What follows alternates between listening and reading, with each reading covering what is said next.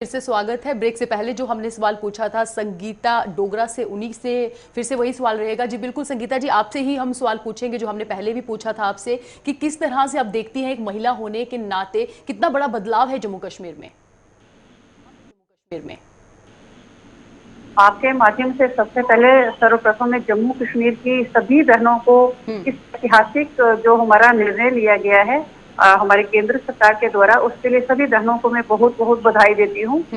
तो पहले जैसे जब हमारे जम्मू कश्मीर में धारा 370 और 35A यहाँ पे लागू थी, आज से 70 साल पुरानी बात देखी जाए तो उस समय बहुत सी बहनों को हर चीज से वंचित रखा जाता था। जैसे हम बाहर के प्रदेशों में देखते थे कि उन बहनों को कैसे हर चीज की सुविधा उपलब्ध होती थी, हमारे जम्मू कश्मीर में वो चीजें नहीं यहाँ पे हुआ करती थी, क्योंकि पिछली जो भी जितनी भी सरकारें थी उन्होंने कभी बहनों के लिए कुछ सोचा तक नहीं था, करने की तो दूर की बात थी। बिल्कुल। तो आज के समय हम देखते हैं कि जब आदरणीय प्रधानमंत्री जी के द्वारा जो 5 अगस्त 2019 को जो इतना ऐतिहासिक फैसला वो भी लिया गया था, जिसमें कि धारा 370 और 35 हटा दी गई थी।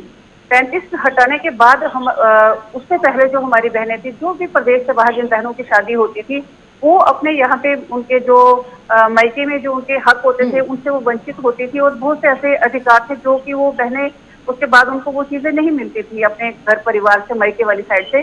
तो उस समय जब ये 35A हटेगी यहाँ से, तो फिर बहनों को डोमिसाइल के माध्यम से जो भी था सुविधा उनको मिलने लगी, परंतु उसमें भी कहीं कुछ कमियां थी, जो कि अब हमारे केंद्र सरकार के द्वारा जो कल इतना ऐतिहासिक फैसला लिया गया है, अब उन बहनों के पति होंगे, उनके बच्चे होंगे, वो भी यहाँ पे अपना जो है उनका भी डोमिसाइल बनेगा, उनको भी यहाँ पे हर चीज का हक मिलेगा। तो ये महिला मोर्चा की अध्यक्ष होने के नाते में इस चीज की सभी जम्मू कश्मीर की बहनों को बहुत बहुत बधाई देती हूँ, क्योंकि ये हमारे लिए एक बहुत ही अच्छा तोहफा है जो कि हमारे अमित शाह जी के द्वारा, हमारे आदरणीय प्रधानमंत्री जी के द्वारा जो है ये हमें दिया गया है। इसके लिए हम उनका बहुत बहुत आभार प्रकट करते हैं। जी बिल्कुल।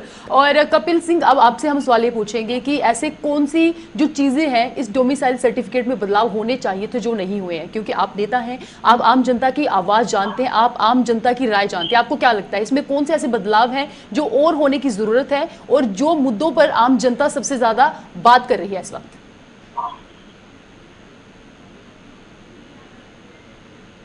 त्रुटियां शायद पिछली सरकारों के कार्यकाल में रही, और जो काम सरकारें करती हैं उसमें कोई ना कोई त्रुटि रहने की गुंजाइश रहती है। लेकिन मैं आप ही के माध्यम से ये कहना चाहूंगा कि कितने प्रतिशत महिलाएं होंगी जो बाहर की स्टेट्स में, बाहर के राज्यों में जिनकी शादी हुई है, और 4-5 लाख के करीब जो हैं, जो वेस्ट पाकिस्तानी रिफ्यूजी हैं, उनको भी डोमिसाइल इशू किया गया है। अच्छी बात है, उसका भी स्वागत है। तो मेरा कहने का टोटल तात्पर्य इतना है कि 5 या 4 या 6% पॉपुलेशन के लिए आपने पूरी 95% जम्मू कश्मीर के युवाओं को आपने स्टेक पे लगा दिया, उनकी रोजी रोटी रोजगार को आपने छीन लिया।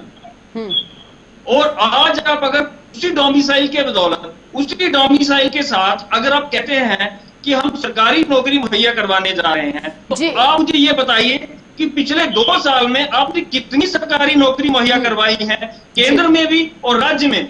जी रमन जी, आप कुछ बोलना चाहते हैं इस पर? बिल्कुल, आप अपनी स्टेटमेंट दीजिए, क्या बोलना चाहते हैं आप?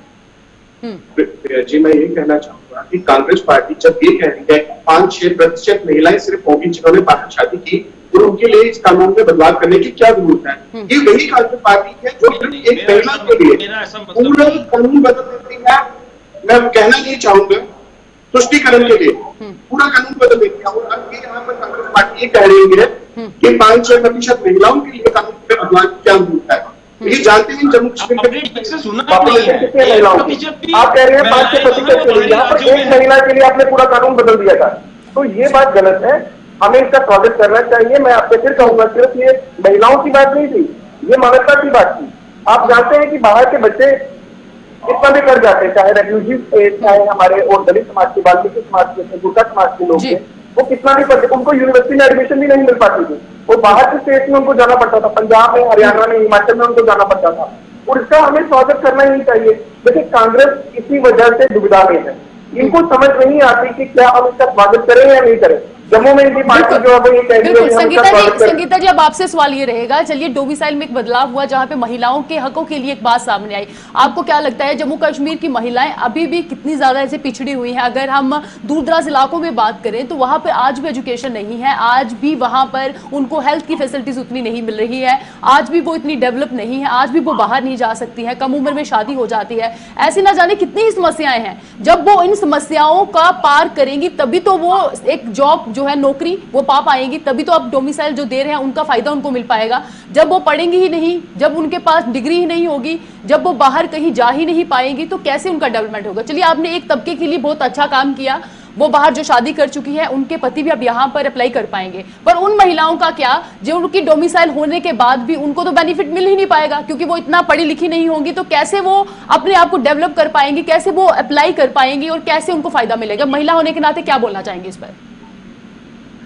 जैसे मैं ये बोलना चाहती हूँ कि आज से अगर हम 70 साल पीछे चले जाएं तो जो समस्या उस टाइम में बहनों को फेस करनी पड़ती थी, और जो जब से हमारे आदरणीय प्रधानमंत्री जी केंद्र में हमारी सरकार है, तो उसके बाद हम हर जगह जब भी हमारा आना जाना होता है, कहीं हम जितने भी बैकवर्ड एरिया होते हैं, हिल स्टेशन जहाँ पे भी हम लोग जाते हैं, तो उस समय के रिगार्डिंग आप आज के समय में देखा जाए तो इतना बहनों में कोई ऐसी समस्या खास नहीं है।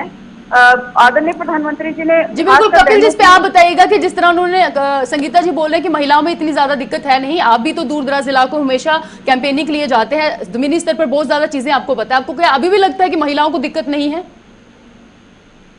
देखिए, भारतीय जनता पार्टी के मुताबिक इनकी सरकार पिछले 7 साल में सत्ता में आई है तो दिन ही अच्छे दिन चल रहे हैं, लेकिन आप खुद ही जाके दूर दराज इलाकों में तो दूर की बात है, आप डाउनटाउन में जाके पूछिए कि महिलाओं की स्थिति क्या है। पूरे देश में अगर हम यूपी की बात करें तो कितना अत्याचार महिलाओं के ऊपर हो रहा है, बाकी राज्यों में कितना अत्याचार महिलाओं के ऊपर हो रहे हैं। तो ये जस्टिफाई करना कि हम हर चीज मुहैया करवा रहे हैं टीवी के ऊपर बैठ के, तो किसी मीडिया चैनल के थ्रू तो बहुत आसान है, लेकिन जमीनी हकीकत में जाके अगर आप सर्वेक्षण करेंगे तो आपको पता चलेगा कि जमीनी हकीकत असल में है क्या।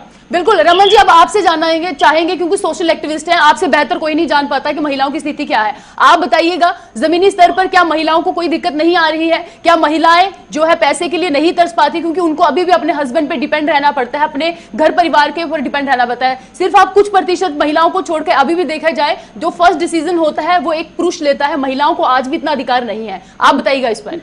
ये मैं आपको 2 छोटी छोटी बातें कहूंगा जल्दी मालूम है समय का बात रहता है। देखिए जी 70 साल के इतिहास में, लोकतांत्रिक इतिहास में आप जानते हैं, और हमारी बहन जो बीजेपी की यहाँ पर है, मैं उनसे भी कहना चाहूंगा, देखिए 70 साल के इतिहास में आप जानती हैं कि जम्मू कश्मीर से कितनी महिलाएं संसद में पहुंच पाई? मात्र 3, और उनमें से 2 जो है बड़े रसूखदार परिवारों से। सिर्फ 3 महिलाएं 70 सालों में जम्मू कश्मीर सिर्फ अपनी पार्लियामेंट में भेज पाया, राज्यसभा या लोकसभा में। तो ये कितनी खराब बात है, मैं कहूंगा महिलाओं के अधिकारों की बात। मुझे उम्मीद है कि जैसे जैसे समाज में बदलाव आएगा, पार्टियों के ऊपर भी दबाव आएगा और ये जरूर महिलाओं को आगे प्रोत्साहन देंगे। दूसरा, ये बात बिल्कुल ठीक है कि सारा कुछ यहाँ पर अच्छा भी नहीं है कि महिलाओं के लिए। आप देखिए महिलाओं की रिप्रेजेंटेशन जम्मू कश्मीर पुलिस में कितनी है? मात्र 3%। तो ये भी बढ़नी चाहिए। Literacy rate as compare to other state जो महिलाओं की है जम्मू कश्मीर में वो कम है, वो भी बढ़नी चाहिए। जी रमन जी, जी बिल्कुल, आप सभी ने जो भी अपनी स्टेटमेंट दी, जो आपकी प्रतिक्रिया थी उसके बारे में आपने बताया, और बहुत ही बेहतरीन तरीके से सबने बताया कि डोमिसाइल सर्टिफिकेट में जो बदलाव हुए हैं उससे क्या कुछ फायदा होने वाला है। जाते जाते फिर से आपको अंकुश शर्मा की वही बात बता देते हैं कि डोमिसाइल सर्टिफिकेट अब जो भी लड़की यहाँ की रहने वाली होगी जम्मू कश्मीर की और जिसके पास डोमिसाइल सर्टिफिकेट होगा, अगर वो बाहरी राज्य में शादी करती है तो उनके पतियों को भी अब डोमिसाइल सर्टिफिकेट मिल पाएगा। ये बड़ी बात है जम्मू कश्मीर के लिए। फिलहाल आज की पेशकश में इतना ही, कल किसी नए मुद्दे को लेकर फिर से आप लोगों के साथ हाजिर होंगे। नमस्कार।